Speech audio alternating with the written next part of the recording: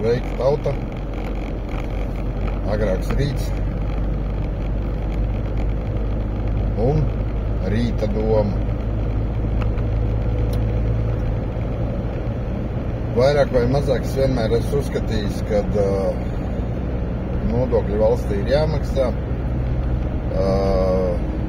Nevis tādēļ, ka tur, lai uzturētu kaut kādus no mūsu ierēģiem vai vēl kaut ko, bet tādēļ, ka valstī ir jābūt naudai, līdzekļiem, ar kuriem valsts realizē valsts iekšējo ekonomiku, valsts attīstību un tās iedzīvotāju labklājību.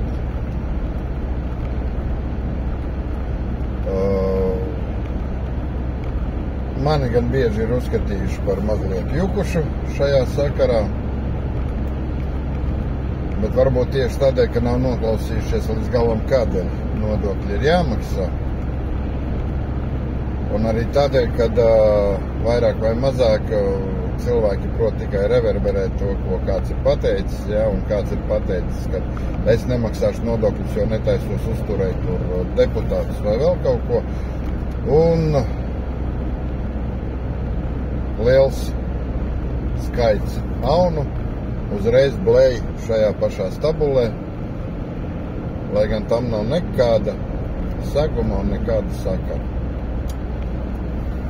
Un tomēr šajā brīdī es esmu nācis pie slēdziena, kad, varbūt arī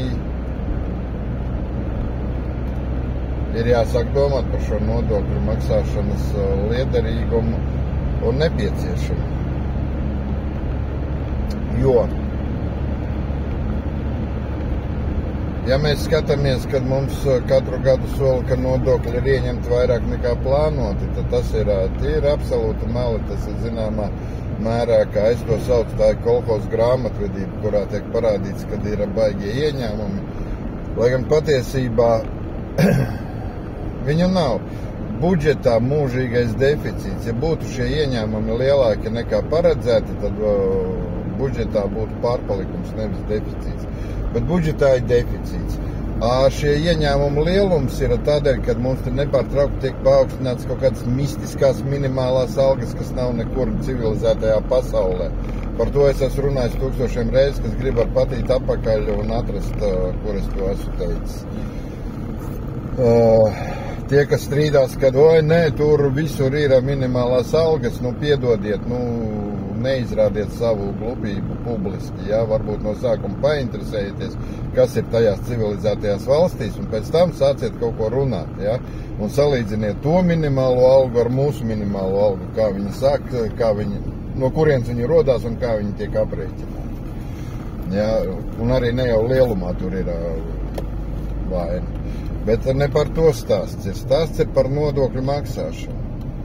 Un šeit es sāku aizdomāties ar to, ka ņemot vērā to, ka valsts 30 gadu laikā nav spējusi uztaisīt caurspīdīgu nodokļu politiku, visiem saprotam. To, kad mūžīgais budžeta deficīts un mūžīgais naudas trūkums valda. Un nepārtraukti valsts ieņēmuma dienas nodarbojas tikai ar represīvām metodēm, nevis ar to, lai sakārtotu savu nozari nodokļu iekasēšanu.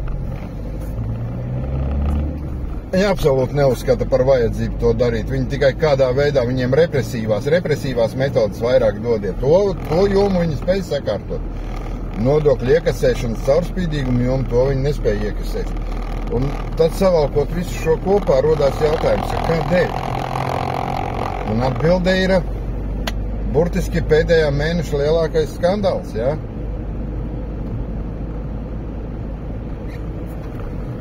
Kariņa kunga privāto reisu skaits un izmaksas. Tā ir nodokļu nauda. Mums ziema atnāca kārtējo reizi negaidīt, protams. Vēl septembrī brauca kaisītāji, kaisīja tur putrainas, bet smilti vai ko viņi tur un teica, ka mēs trenējamies, mēs esam gatavi, lai pārbaudam tehniku, lai mēs būtu gatavi ziemas iestāšanās. Brīdim ziema iestājās, 4 dienas totāla katastrofa. Totāls bardaks, kamēr beidzot kaut kas sāka tur plus mīnus normalizēties. Pēc tam atnāca Toms Brits, kurš pateica, ka kaut kad gaidāms atpūsnis, un visi ceļu uzturētāji tagad gaida atpūsni. Es varu pateikt, manā pašvaldībā, manā ciematā, visā šajā laikā neviens tīrītājs tā arī nebija parādījies. Kādēļ? Nav naudas.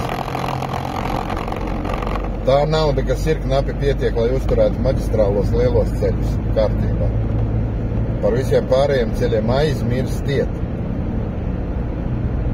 Bet nodokļu ieņēmumi ir lielāki nekā prognozētie. Variet salikt šo te grāmatvedību kopā. Tāpat tās ministrijās. Ministrijās katru gadu jaunajā budžetā vajadzīgi arvien vairāk līdzekļi, vajadzīgi miljoni un mūžīgi vieniem un tie pašiem mērķiem.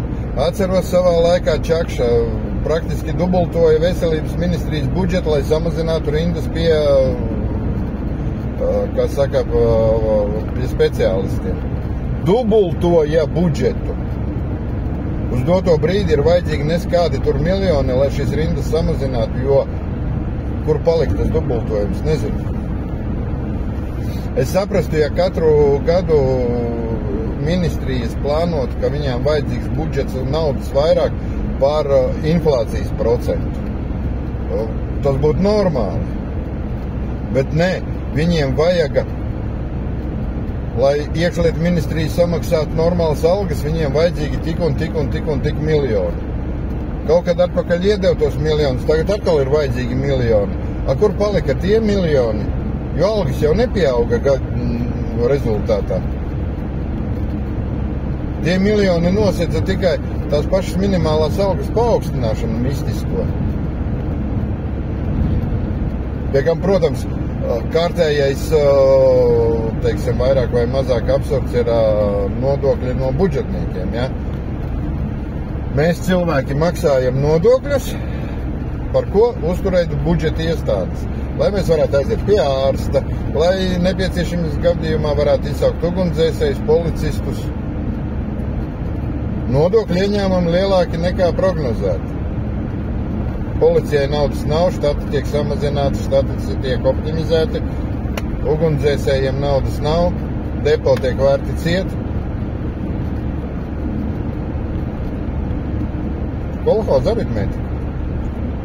Un līdz ar to ir jautājums, kādēļ maksāt šos te nodokļus, ja viņi vienmēr tiek ieņemti vairāk nekā prognozēti, bet naudas vienmēr trūkst 3 reizes vairāk nekā vajadzīgs.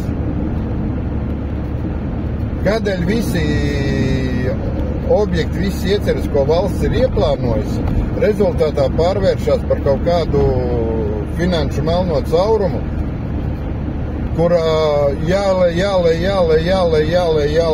iekšā. Vai tā nav atklāta korupcija? Tā ir atklāta korupcija. Vai Knaps to izmeklē? Nē, Knaps to neizmeklē, jo viņiem nesot iesniegumu. Paši viņi neko nespēja paši ar savu iniciatīvu, paši ar savu darbību neko nevar, jo viņi ir politiski angažēti. Straumes kungs nāca ar kādiem saukļiem tur, kā sāka pirmajā gadā tur. Man patīk vienmēr, kad nomainās priekšnieki, pirmajā gadā, tur zemi iet pa gaisu. 3. gadā viss apust. Ja vēl pārval uz 2. termiņu, tad ir vispār čau. Klusums iestājās totāls. Nav mums nevienas absolūti lietas, kas būtu novesta līdz galam un kur būtu reāli pateikts, mēs tagad šeit esam reāli kaut ko dabūjuši. Lūk, tādēļ arī jautājums. Es gan šeit nekādā veidā nesaku, nemaksājiet nodokļus. Nē, nodokļi ir jāmaksā, un es pašā sākumā paskaidroju, kādēļ. Bet vai tas ir šajā valstī darāms, tas jau ir jautājums. Tas tāds rīta padomu gājiens.